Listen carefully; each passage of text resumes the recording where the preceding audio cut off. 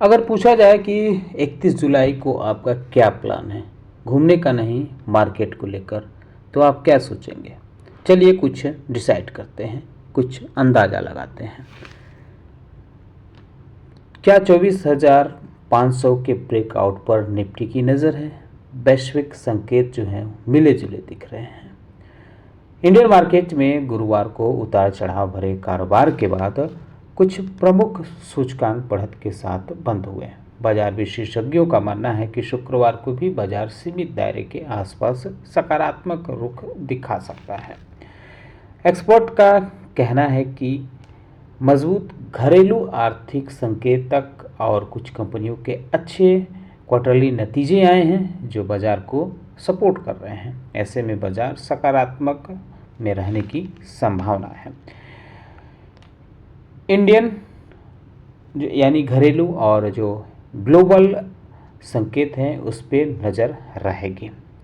वैश्विक स्तर पर इन्वेस्टर की नज़र अमेरिका के जीडीपी आंकड़े और इनिशियल जॉबलेस क्लेम पर जो आंकड़ा आया है उस पर रहेगी।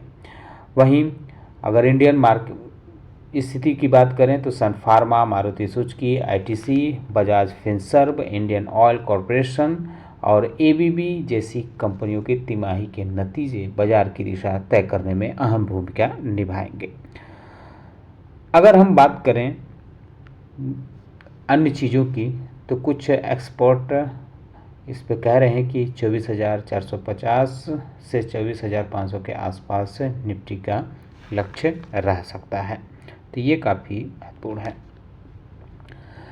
वैश्विक बाजार का जो है वो भी असर देखने को मिल सकता है। अमेरिका बाजार में एआई से जुड़ी मेमोरी चिप कंपनियों में दोबारा खरीदारी देखने को मिली है। सैमसंग इलेक्ट्रॉनिक्स की ओर से मेमोरी चिप की आपूर्ति में कमी और मजबूत मांग की चेतावनी के बाद इन्वेस्टर का रुझान इस सेक्टर की कंपनियों की ओर बढ़ा है। हालांकि अगर हम देखें तो आईटी सेक्टर पर दबाव देखने को मिला है। एसेंचर के जो शेयर हैं वो 6.18% और कॉग्निजेंट के 4.45% कमज़ोर रहे हैं, जिससे भारतीय जो आईटी कंपनियां हैं उनकी कमज़ोर की आशंका बनी हुई है। गुरुवार को निफ्टी बैंक हल्की गिरावट के साथ बंद हुआ था, लेकिन तकनीकी संकेत अभी सकारात्मक बने हुए हैं। कुछ कंपनियों में खबरें हैं तो इन पे भी नज़र रखनी होगी। जैसे थर्मैक्स में है, कंपनी ने बताया है कि उसका क्वार्टरली नतीजे आए हैं, डिक्लाइन देखने को मिला है। कंसोलिडेटेड नेट प्रॉफिट में 83.4% इस क्वार्टर में। प्रॉफिटेबिलिटी जो है वो सिग्निफिकेंट प्रेशर में देखने को मिली है, जिसका असर इसके नेट प्रॉफिट पे पड़ा है। हालांकि रेवेन्यू में बढ़त रही है। मजगांव डॉक शिप बिल्डर्स ने भी अपने क्वार्टरली नतीजे जारी किए हैं। 21.5% ईयर ऑन ईयर कंपनी का नेट प्रॉफिट बढ़ा है। 549 करोड़ रुपए कंपनी ने प्रॉफिट किया है। रेवेन्यू फ्रॉम ऑपरेशन 12% बढ़कर 2943 करोड़ आया है। टाटा स्टील ने बताया है कि इसका कंसोलिडेटेड नेट प्रॉफिट 11% बढ़कर 2318 करोड़ आया है, जबकि इसका जो अनुमान लगाया गया था वो अनुमान था 2391 करोड़ का। तो ये इस चीज़ पर देखना होगा। रेवेन्यू फ्रॉम ऑपरेशन 14% से ज़्यादा बढ़ा है, 60,794 करोड़ रहा है। हालांकि यह अनुमान से बेहतर देखने को मिल रहा है। जेवीएम ऑटो लिमिटेड में अपडेट यह है कि कंपनी ने अपने नेट प्रॉफिट में 14% से ज़्यादा की ग्रोथ दिखाई है, और ये जो ग्रोथ आई है इलेक्ट्रिक व्हीकल और ऑटो कंपोनेंट बिजनेस से आई है। रेलटेल को 66 करोड़ रुपए ने नेट प्रॉफिट दर्ज किया है। रेवेन्यू फ्रॉम ऑपरेशन जो था और ऑपरेटिंग प्रॉफिट वो रिकॉर्ड डबल डिजिट ग्रोथ में देखने को मिली है। स्विगी ने बताया है कि उसका नेट लॉस देखने को मिला है 791 करोड़ का, जो पिछली बार कंपनी का नेट लॉस 1197 करोड़ रहा था। तो ये जो है कंपनी एक तरह से देखें तो नेट लॉस कंपनी कम करते हुए देखने को मिली है, तो इस पे भी आप चाहें तो नज़र रख सकते हैं। हालांकि अगर कंपनी के रेवेन्यू की बात करें तो वो मार्केट के अनुमान के आसपास रहा है। चंबल फर्टिलाइजर्स केमिकल्स लिमिटेड का नेट प्रॉफिट 4.6% गिरा है इस बार। कंपनी का कहना है कि उसके ऑपरेटिंग प्रॉफिट में इम्प्रूवमेंट देखने को मिला है। वहीं अगर हम बात करें टोरेंट फार्मास्यूटिकल्स लिमिटेड की, तो इसने भी अपने क्वार्टरली नतीजे जारी किए हैं। 3.3% नेट प्रॉफिट रहा है, 566 करोड़ कंपनी का नेट प्रॉफिट दर्ज किया गया है। रेवेन्यू कंपनी का 54% से ज़्यादा बढ़ते हुए देखने को मिला है। रेनबो चिल्ड्रेंस मेडिकेयर लिमिटेड का नेट प्रॉफिट 13% से ज़्यादा बढ़ा है, जबकि रेवेन्यू और ऑपरेटिंग प्रॉफिट डबल डिजिट में ग्रोथ दिखाई है। कंपनी का नेट प्रॉफिट 60 करोड़ रहा है इस बार। क्वार्टर 1 में पिछली बार 53 करोड़ रहा था। कुछ कंपनियों के रिजल्ट आएंगे तो इन पे भी नज़र रख सकते हैं। Aadhar Housing Finance, Aarti Drugs, Aditya Birla Capital, ABB India, Bajaj Holdings Investment, Concord Biotech, Corona Remedies, Dixon Technology, GAIL India जैसी कंपनियां फोकस में रहेंगी।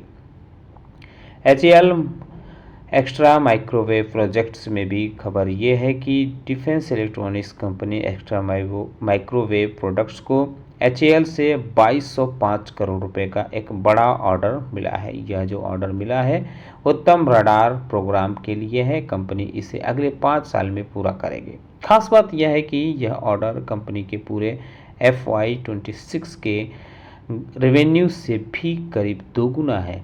इससे आने वाले सालों की कमाई की अच्छी तस्वीर दिखती है। इस ऑर्डर के तहत company 122 anti aircraft axillary unit यानी AAAU और 121 इंटरफेस फ्रेम्स बनाएगी। ये दोनों इक्विपमेंट उत्तम रडार का अहम हिस्सा है।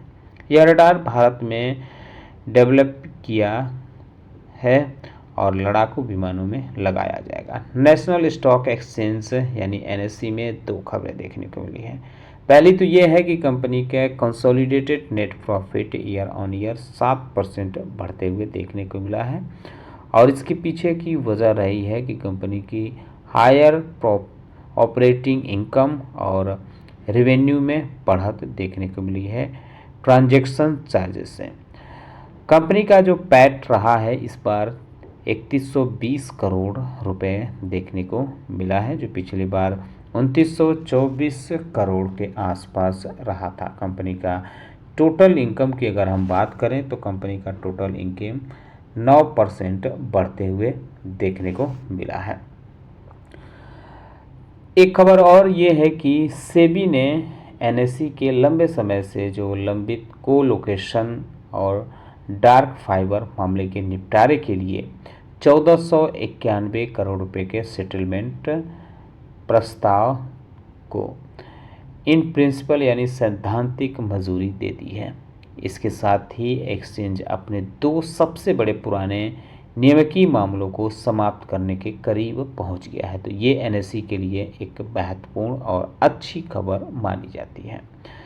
NSE ने बताया है कि 30 जुलाई 2026 को सेबी ने ईमेल के जरिए प्रस्तावित सेटलमेंट के कंडीशन को स्वीकार करते हुए एक्सचेंज को 714 करोड़ रुपए जमा करने को कहा है। यह राशि NSE की ओर से पहले से जमा किए जा चुके हैं और 776 करोड़ रुपए के अतिरिक्त हैं। पहले से जमा राशि को कुल 1491 करोड़ रुपए के सेटलमेंट अमाउंट में एडजस्ट किया जाएगा।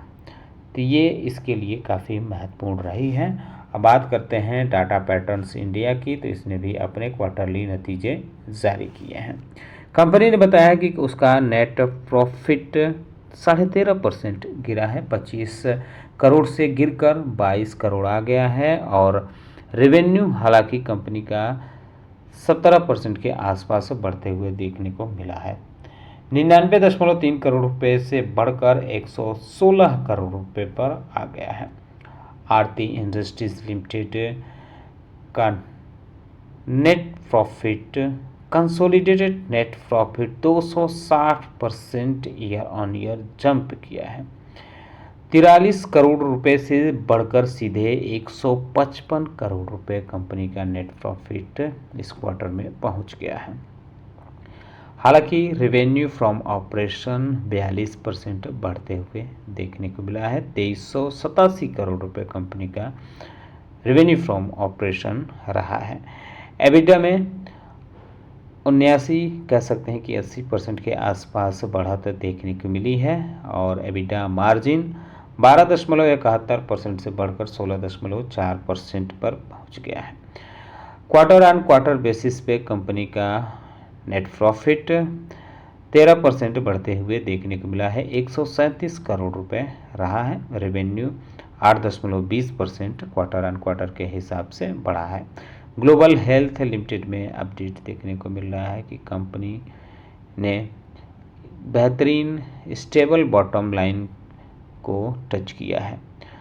कंपनी ने बताया है कि उसका नेट प्रॉफिट 159 करोड़ रहा है, जो हाल के सालों से चेंजेस नहीं रही है। हालांकि कंपनी का ईयर ऑन ईयर क्वार्टर जो इंक्लूड है एक्सेप्शनल गेन देखने को मिला है 19 करोड़ रुपए के आसपास का।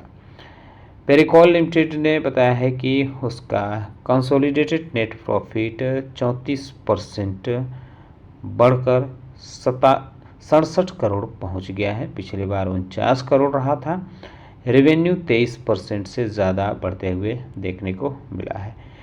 न्यूक्लियस सॉफ्टवेयर एक्सपोर्ट लिमिटेड का नेट प्रॉफिट नहीं है, इसका कंसोलिडेटेड प्रॉफिट है, ये 32% गिरते हुए देखने को मिला है। 23 करोड़ रुपए कंपनी ने इस बार पैट दर्ज किया है। रेवेन्यू फ्रॉम ऑपरेशन भी 3.35% डिक्लाइन हुआ है और कंपनी का एबिटा जो था वो 7 करोड़ 59 लाख रहा है। टोटल एक्सपेंस कंपनी का बढ़ा है 10.99% ईयर ऑन ईयर के हिसाब से। तो इसकी वजह से कंपनी का जो है देखें तो प्रॉफिट में गिरावट देखने को मिली है। जेप्टो में एक बड़ी खबर देखने को मिल रही है। खबर ये है कि इसका जो आईपीओ आने वाला था अब वो फिलहाल टल सकता है। सोर्स के हवाले से मीडिया में खबरें चल रही हैं। कंपनी 1000 करोड़ रुपए जुटाने के लिए अब निवेशकों से बातचीत कर रही है। फिलहाल आईपीओ टलने का खबरें देखने को मिल रही हैं। यह फैसला कंपनी के वैल्यूएशन को लेकर घरेलू म्यूचुअल फंड और बीमा कंपनियों के साथ लंबे समय से चल रहे हैं गतिरोध के बाद लिया गया है। हाल के वर्षों में नए दौर की कंपनियों के आईपीओ में एंकर इन्वेस्टर और प्री आईपीओ फंडिंग में जो घरेलू संस्थागत निवेशक हैं उनकी भूमिका काफ़ी बढ़ गई है। आईपीओ से पहले जेप्टो ने अपने मूल्यांकन का लक्ष्य घटाकर 4 से 5 अरब डॉलर कर दिया था। हालांकि सोर्स के हवाले से खबर आ रही है कि घरेलू संस्थागत निवेशक इससे भी 30 से 40% कम मूल्यांकन पर निवेश करना चाहते थे। उनकी बोलियां प्री मनी आधार पर 3.5 और 4 अरब डॉलर के मूल्यांकन के दायरे में थी। तो इन सारी चीज़ों को देखते हुए फिलहाल अगर कहा जाए तो जेप्टो ने अपना आईपीओ टाल दिया है। तो ये कुछ खबरें थी। उम्मीद करता हूँ कि आपको हमारा वीडियो पसंद आया होगा। कैसा लगा बताना ना भूलें। साथ ही साथ हमारे चैनल को सब्सक्राइब कर लें, बेल आइकन दबा लें। वीडियो देखने के लिए बहुत बहुत धन्यवाद।